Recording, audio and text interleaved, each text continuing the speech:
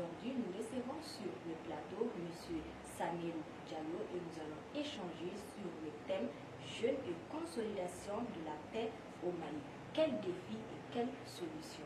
Bonjour M. Diallo. Bonjour. Bienvenue sur le plateau. Merci beaucoup. Et bonne année 2021 à vous. Merci. J'espère que la fête s'est très bien passée.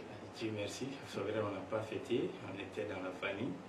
Et c'est pour remercier le Dieu, le bon Dieu, d'avoir nous donné la chance de voir l'année 2021. Il faut reconnaître que 2020 a été une année où on a vu tout ce qui s'est passé. La maladie à coronavirus est venue en 2020 et les personnalités que le Mali a perdues. Nous demandons au tout-puissant Dieu de les accorder la paradis, que les âmes se reposent en paix. Alors, merci beaucoup. Bonne année à vous aussi. Merci. Alors, monsieur, quelle analyse faites-vous sur le processus de la paix au Mali? Merci pour la question. Merci à Ajika pour l'invitation. Vous l'avez dit, je suis Samerou Diallo de l'association Démocratie 101, Démocratie 101, qui veut dire le béaba de la démocratie. Et notre organisation a vu le jour en 2014 à travers le récépissé de déclaration. L'association existait depuis 2012.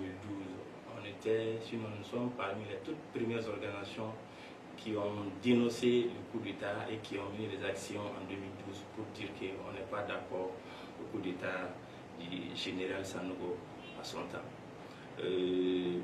La question m'amène à parler un peu de ce processus-là qui a commencé depuis 2012.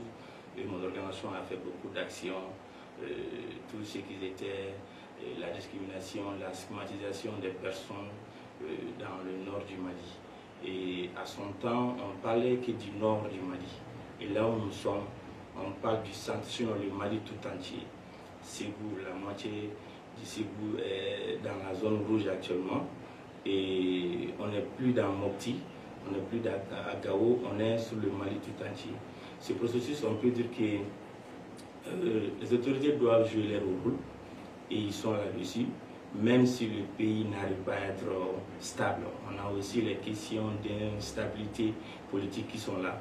Au-delà de la crise que nous vivons, l'instabilité politique s'ajoute à ça et le travail devient de plus en plus dur pour nos autorités. La société civile doit jouer son rôle et elle est en train de jouer, mais elle doit aussi aller au-delà de ce qu'elle est en train de faire. Ce processus, moi, je le prends à deux niveaux. La première niveau est liée à l'entente intercommunautaire. C'est vrai, les autorités doivent venir nous dire c'est ça la paix, il faut savoir que le Peul et le Dogon ont cohabité pendant des années. Mais moi, en tant que Peul, je dois me rendre compte que le Dogon n'est pas mon ennemi. Le Dogon a été mon voisin depuis au temps de mon arrière-grand-père. Depuis le temps des anciens. Merci. Donc, on ne peut pas rester les bras croisés pour attendre que c'est les autorités qui doivent venir nous dire c'est ça la paix, rester ensemble, c'est ça la cohésion pacifique. Non, nous en tant que citoyens lambda, on doit cultiver cette paix entre nous. On doit aller au-delà des simples mots, je veux la paix, mais on doit les mettre dans nos pratiques. On doit cohabiter ensemble, on doit vivre ensemble. Je dois fréquenter le Dogon doit me fréquenter. Je dois aller voir le Dogon, lui demander qu'est-ce qui ne va pas. Je dois me rendre compte que le Dogon, il n'est pas là comme un ennemi. Les fusils que lui a, ces fusils-là ne sont pas là pour moi. Moi, je suis un berger. Le Dogon doit se rendre compte que le peu qui est mon voisin n'est pas mon ennemi. C'est ça les pratiques que nous devons partager au sein de nos communautés.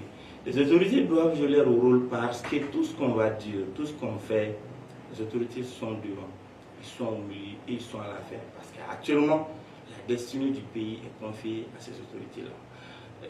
Ils sont partout, ils sont à tous les niveaux. Donc parler de la paix et de la réconciliation sans les interpeller, ça serait difficile parce que la démocratie aussi voudrait que les dirigeants soient responsables, les dirigeants soient capables de se rendre compte que les gens ont voté pour toi parce qu'ils veulent être tranquilles au sein de leur communauté. Ils veulent avoir la santé, ils veulent avoir une bonne éducation, ils veulent vraiment faire les déplacements, faire des activités sans pourtant se rendre compte qu'à tout moment je peux être tué, à tout moment on peut mettre fin à ma vie. Ça les incombe, ça les revient de prendre cette responsabilité-là. Elle est partagée, mais le rôle de la société civile est limité. Parce que nous, on a beau avoir des idées, on a beau avoir des projets, on ne saurait parler de la réussite de ces activités sans l'accompagnement de ces autorités-là. Je pense que c'est ce que je peux dire en début d'intervention. D'accord. Alors, le Mali est engagé dans un processus, notamment le processus de la paix issu de l'accord d'Alger. Selon vous, qu'est-ce qui freine jusqu'à présent le retour de la paix au Mali? Merci pour la question. On va parler de l'accord d'Alger. L'accord, moi, on a mené des activités pour expliquer le contenu, les grandes lignes de l'accord. C'est vrai, à son temps, lorsqu'on signait cet accord, le Mali était à un niveau où on n'avait plus de choix. On était obligé de signer. Tout le monde regardait le Mali. La communauté internationale, les pays voisins, ils sont tous venus nous aider. Donc à un moment donné, si on vous propose quelque chose et que vous refusez de signer, ça serait de dire que tu ne veux pas la paix. Le président qui a mis le Mali à un niveau où on ne va même pas imaginer, on ne peut pas parler du dégât que le président Ibeka nous a fait. C'est énorme, ça va au-delà de tout ce qu'on peut imaginer. Donc c'est sous son règne que l'accord a été signé.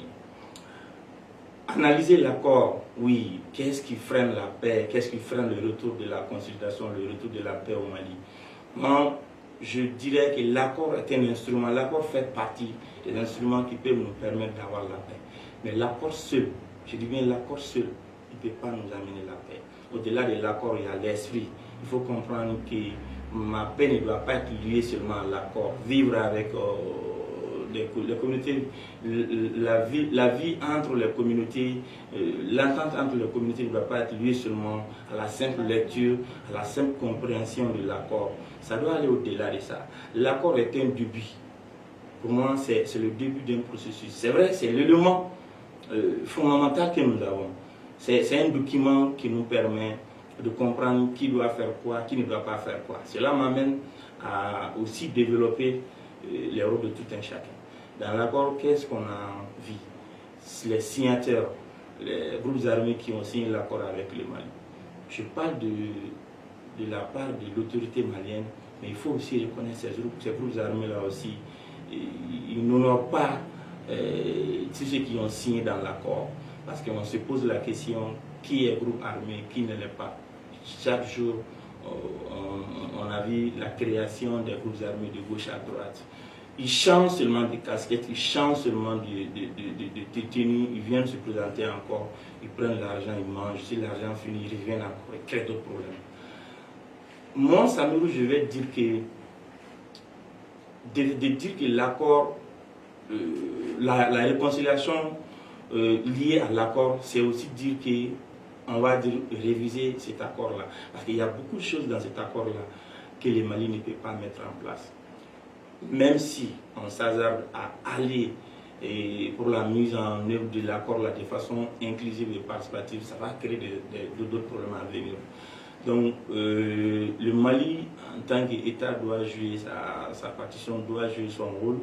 Les autorités, sinon les médiateurs, les partenaires qui nous accompagnent aussi, doivent savoir que là où nous sommes, on doit aller au-delà de la simple lecture de l'accord que nous avons.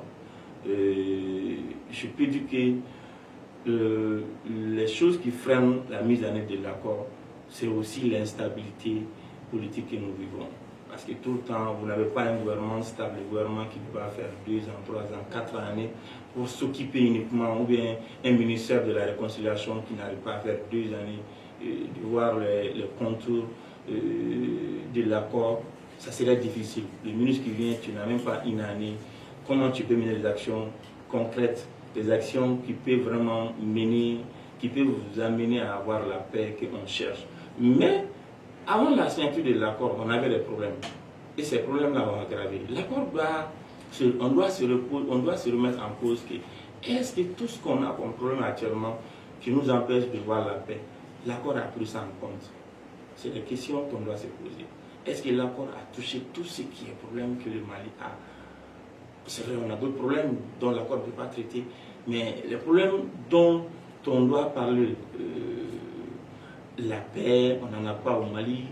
On parlait du nord, maintenant c'est le centre, ou maintenant c'est le Mali tout entier. Alors que l'accord tel qu'il fait ne prend pas tout en compte. Toutes les couches ne sont pas considérées, ne sont pas prises en compte dans l'accord. Alors que le problème que nous avons actuellement, ça a pris tout le Mali. C'est le Mali tout entier qui est menacé. C'est celui même du Mali qui est en danger. Est-ce que l'accord seul peut vraiment nous faire sortir de ce qu'on vit? Alors, et selon vous, est-ce que les jeunes sont pris en compte dans le processus de consolidation de la paix au Mali? C'est une très belle question. Je peux dire oui, et de l'autre côté, je dirais, ces jeunes qui nous représentent, est-ce qu'ils sont légitimes? Parce que la manière dont on choisit ces jeunes-là pour aller nous représenter dans tout ce qui est processus de réconciliation, c'est vrai, on va me dire dans le comité de suivi de l'accord, il y a les jeunes dedans. Est-ce que ces jeunes, ils ont des bases? Sinon, est-ce qu'ils ont même une base reconnue? Est-ce qu'ils ont ce qu'on appelle la légitimité? Est-ce qu'ils ont d'autres jeunes derrière eux qui peuvent au moins vulgariser l'information? Le comité se tient, mais le contenu des rencontres du comité, est-ce que c'est partagé à la base? Moi, je peux dire que ceux qui sont là-bas, ceux qui représentent la jeunesse, c'est les jeunes comme nous, c'est les Maliens comme nous. Mais le plus important, c'est de venir nous dire, voilà, on s'est mis d'accord sur ça. Nous, les jeunes, voilà le rôle qu'on nous a confié. Et voilà ce qu'on va faire. Et voilà ce qu'on est en train de faire. C'est le plus important pour moi. Mais il ne faut pas prendre les jeunes. Seulement, on a des groupes armés qui sont venus, ils réclament. Et maintenant, si on doit former si on doit mettre des mécanismes en place, si on doit mettre des groupements en place qui vont parler de la négociation, qui vont parler du dialogue, de vivre ensemble, ceux qui ont des armes, il faut les prioriser, il faut les prendre. Soit on a des jeunes qui sont là tout le temps, ils crient, ils dénoncent, ils parlent de la mauvaise gouvernance, mais en réalité, ils n'ont pas de base. Seulement, ils ont des affinités avec ceux qui sont actuellement, ceux qui se disent actuellement dirigeants ou ceux qui sont actuellement au niveau des postes de responsabilité. Maintenant, on choisit ces jeunes-là. De retour, c'est des jeunes, en réalité, ils n'ont pas de base, ils ne font pas de compte rendu. C'est ça le plus important. Quand on te dit, voilà, tu es là au nom de ces personnes-là, de retour, il ne faut pas que ces personnes-là se posent la question, toi-même, tu es qui? Donc, c'est paradoxal. Tu te dis, moi, je suis jeune, je donne l'exemple au CNJ, j'ai tellement d'amis, j'ai des camarades au niveau du CNJ. En réalité, toutes les organisations de la société civile du Mali ne se reconnaissent pas du CNJ. Mais c'est la structure fêtière qui regroupe les organisations de la société civile malienne. En réalité, tout le monde ne se reconnaît pas CNJ. Mais si CNJ parle au nom de la jeunesse. C'est là où ça ne va pas. Donc pourquoi? Oui, parce que on n'est pas obligé d'adhérer à ces structures-là. Mais en tant qu'organisation de jeunes, c'est une obligation sur l'État de vous considérer. C'est une obligation sur les structures qui se disent fêtières de la jeunesse de travailler avec vous. Donc c'est un peu le problème. Les congrès du CNJ a été tout le temps comme ça. C'est vrai, le débat n'est pas sur ça.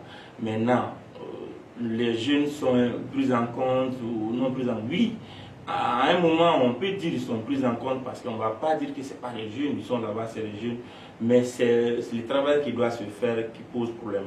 Est-ce qu'en réalité, les choses qui décident entre eux et avec d'autres pousses, les femmes, les représentants des structures et les groupes armés, si les jeunes sont dedans, de retour, ces jeunes-là doivent savoir, je suis là-bas en tant que jeune et j'ai l'obligation morale de venir faire des comptes rendus, de venir consulter.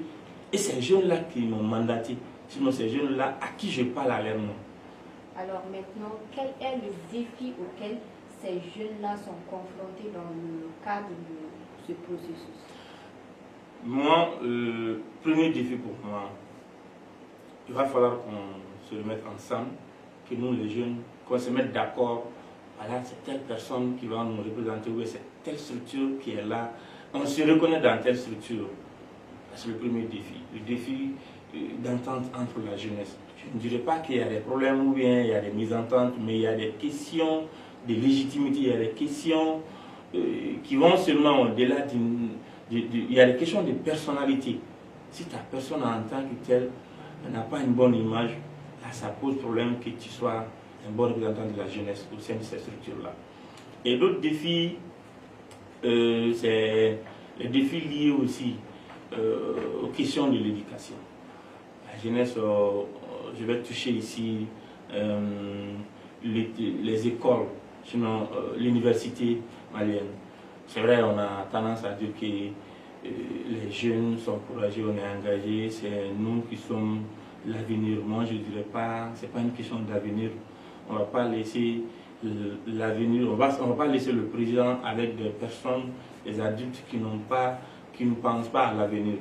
Est-ce qu'ils vont nous laisser quelque chose que nous, on peut se dire, voilà, on a vu ça, nos vieux ont laissé ça pour nous.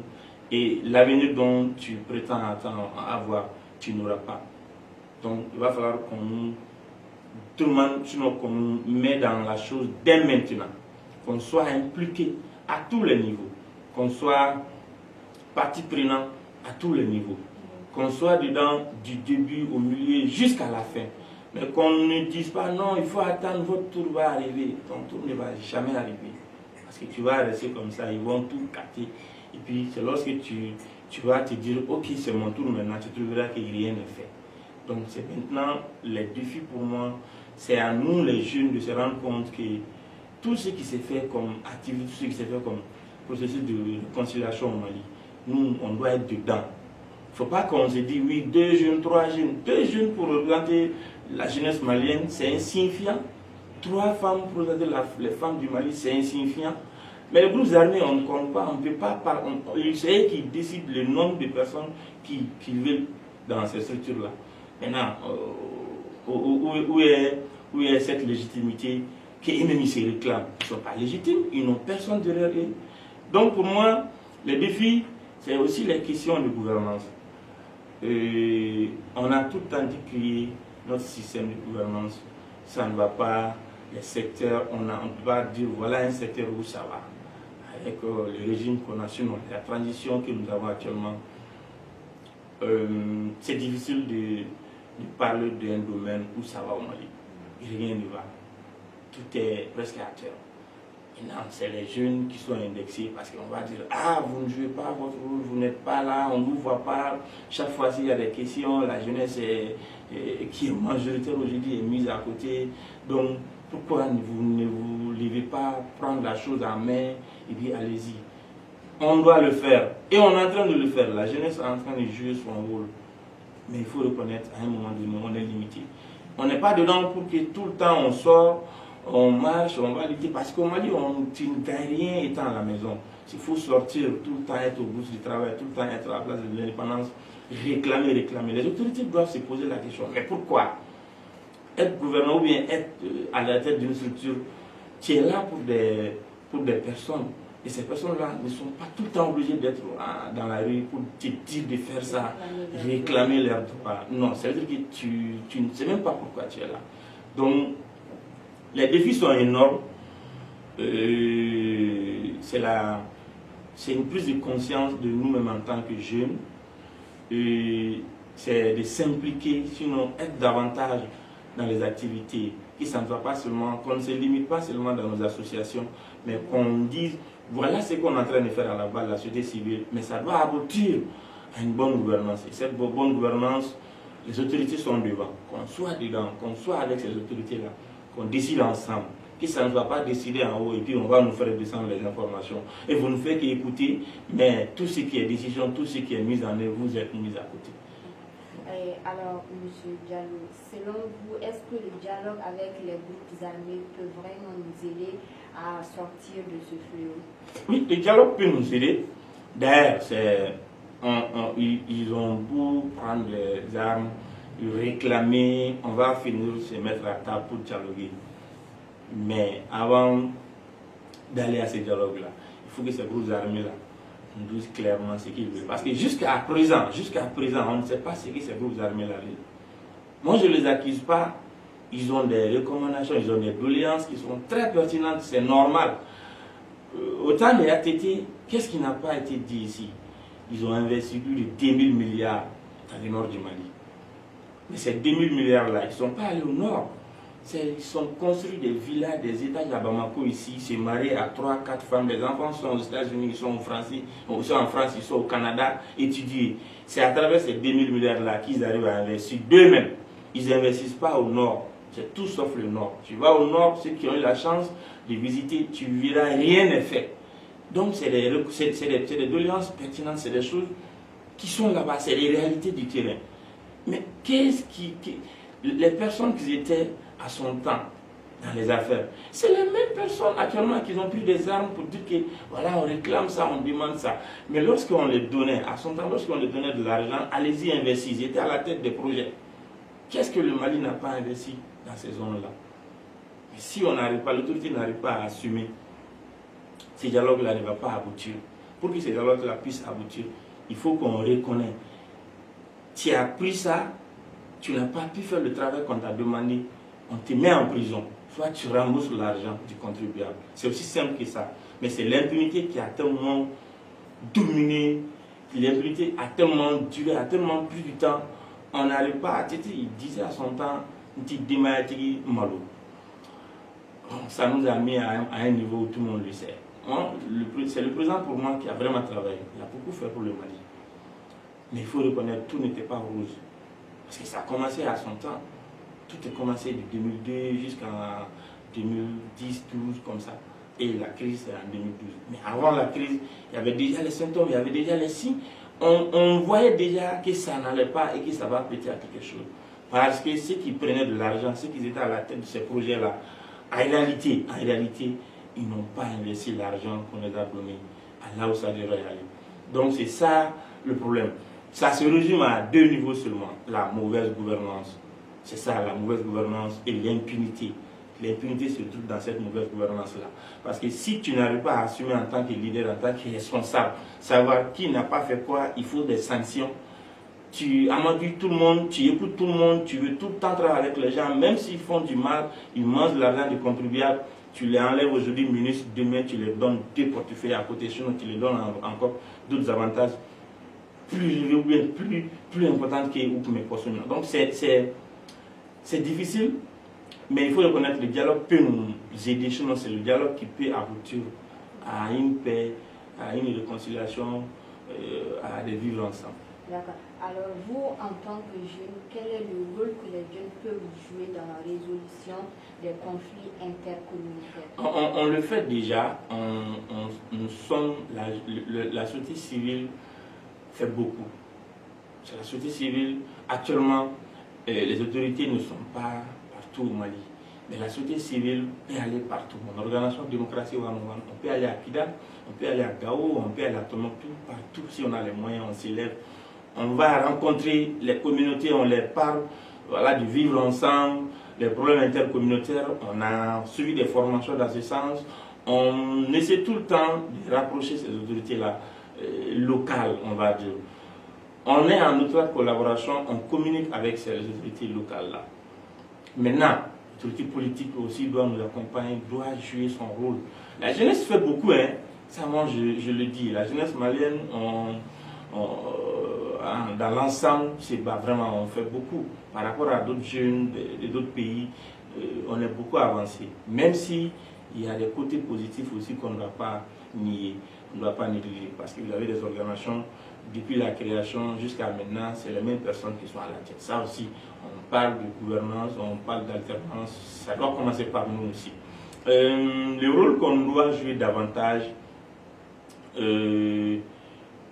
premièrement, pour moi, il faut qu'on se forme.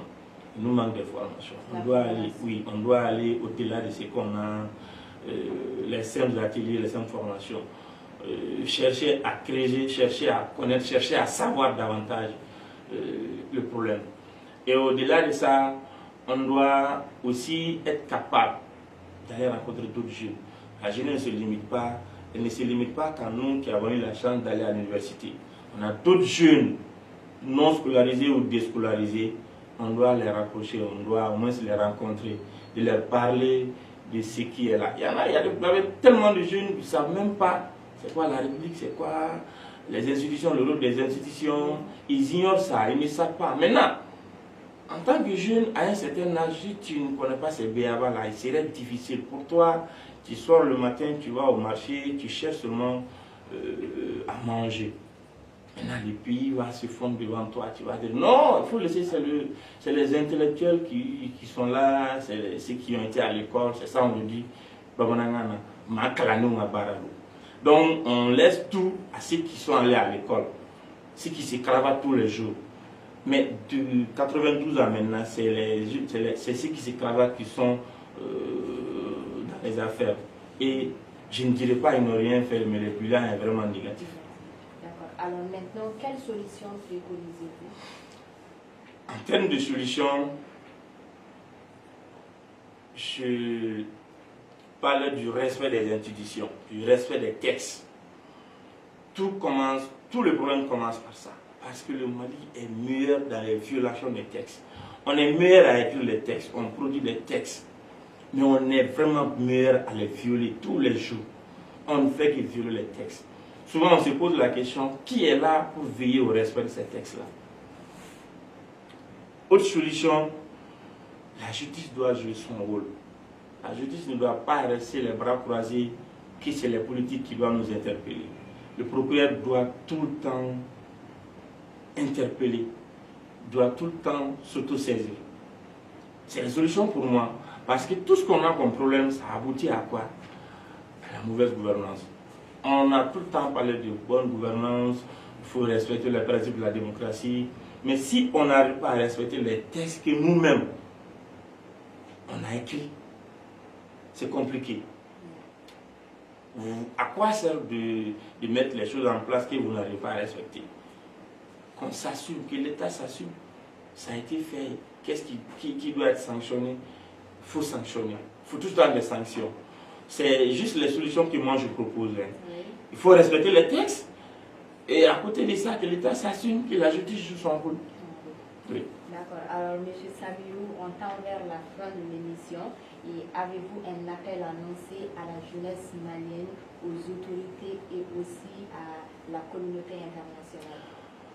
Par rapport aux questions de paix et réconciliation, l'appel que j'ai à lancer, je commence d'abord par les groupes armés, signataires de l'accord ou non signataires, parce que vous avez des groupes armés qui n'ont pas été considérés lors de la signature, mais qui se disent groupes armés, ils sont là-bas actuellement.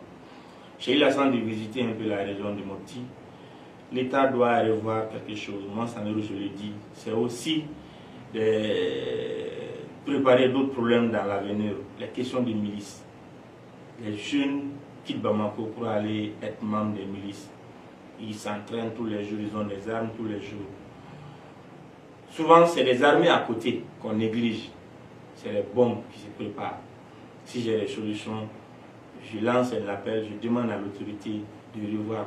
Actuellement, heureusement, c'est les militaires qui sont au pouvoir. Donc, ils ont tout ce qui est pouvoir, ils ont tout ce qui est mécanisme de vérifier ces informations-là que je donne. Ce n'est pas des choses qu'on a inventées. C'est sur le terrain, c'est des réalités du terrain. L'appel à l'endroit de la jeunesse. Je suis jeune, on est tous jeunes, on ne va pas rester jeune. Mais c'est lorsqu'on est jeune qu'on peut beaucoup faire. On peut faire beaucoup de choses étant jeune, à un certain moment. C'est de quitter dans les considérations, c'est de quitter dans tout ce qui est mauvaise habitude. C'est de quitter dans le suivisme. C'est ce qui est fréquent. On ne fait que suivre une personne, mais on ne suit pas les projets, sinon ce que la personne a pu réaliser. On suit les gens, on fait des communications pour la personne, parce que la personne me donne une voiture, j'arrive à faire quelque chose chez moi. Mais ça va aboutir à quoi? C'est ça le problème. Moi, je lance un appel à la jeunesse malienne d'arrêter d'être des suiveurs, de ne pas suivre des personnes, parce que c'est mon cousin, c'est mon frère, il est à la tête aujourd'hui, d'être des jeunes vecteurs, d'être des jeunes qui pensent à demain. Dire aujourd'hui, moi je suis jeune, mais demain je serai vieux, ou je serai une personne adulte. Donc je pense à demain pour bien faire aujourd'hui. À l'endroit des personnes qui ne se reconnaissent pas, que ce soit jeunes, personnes instruites ou autres, de dire qu'on n'a pas deux Mali. On n'a que ce pays-là qui nous a donné tout. ceux qui ont étudié ici ou qui ont commencé, qui ont fini, qui ont étudié à d'autres pays, tu te dis malien, tu te reconnais malien. Donc la seule chose que tu peux faire, c'est de dire, ok, tout ce que le pays là m'a fait, moi je peux faire quoi pour le Mali? Qu'est-ce que je peux faire en termes de contribution, que ce soit l'argent? Tu prends l'argent, tu investis dans tout ce qui est action qui peut amener la paix et la réconciliation au Mali. C'est beaucoup ce que tu fais. C'est d'aller voir d'autres jeunes, ce que tu as comme connaissance, de partager. Tout ne doit pas être lié seulement aux autorités, tout ne doit pas être lié à une question d'argent. Nous-mêmes, en tant que jeunes, on a tellement de potentialités, on a tellement d'idées, on peut se rencontrer et puis travailler ensemble pour qu'on puisse apporter à la paix et à la réconciliation. Merci beaucoup, M. Diallo. En tout cas, c'était un réel plaisir de vous avoir sur le plateau. AGICAD vous remercie et AGICAD TV sera toujours là pour vous. Merci. Dans l'hymne national du Mali, on dit que les champs doivent fleurir d'espérance. Si les champs doivent fleurir d'espérance, la plus grande espérance du Mali ne peut et ne doit être que sa jeunesse. On dit également que le cœur doit vibrer de confiance. Si le cœur doit vibrer de confiance, le Mali ne peut avoir confiance qu'en sa jeunesse. Et c'est sur ces mots que je me fonds à cette émission. Nous étions avec M. Samelou Diallo, démocratique 101, et nous avons échangé sur le thème « Jeunes et consolidation de la paix au Mali ». Quels défis et quelles solutions? J'espère que vous avez pris bonne note. Je vous donne rendez-vous la semaine prochaine pour un autre numéro. D'ici là, portez-vous bien et qu'Allah bénisse le Mali. Bonne année à vous.